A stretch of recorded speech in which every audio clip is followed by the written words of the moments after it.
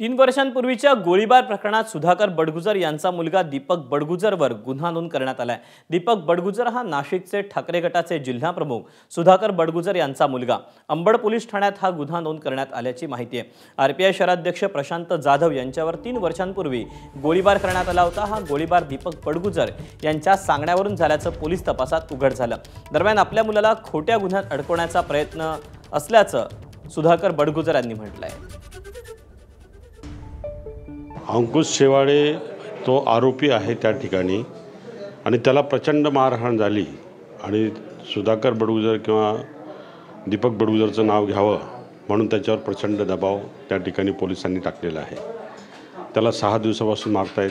3 वर्षापूर्वीचे केस उकरून कोणावर तरी म्हणतात गोळीबार झाला होता आणि 3 वर्षापूर्वीचे केस उकरून काही आरोपींना पकडून त्यांना बेदम मारहाण करून त्यांच्या तोंडून बडगुजर कुटुंबियांचं नाव घेण्यासाठी नाशिकचे पोलीस दबाव आणतात। आता ह्याच्याबद्दलची जास्त माहिती संजय राजाराम राऊतला आहे, म्हणून सुधाकर बडगुजरनी सावध राहावं, कारण कदाचित सुधाकर बडगुजरांचा काटा संजय राजाराम राऊत तर काढत नाही येणार असं आता काही माहिती माझ्या कानावर आलेली आहे। एबीपी माझा, उघडा डोळे बघा नीट।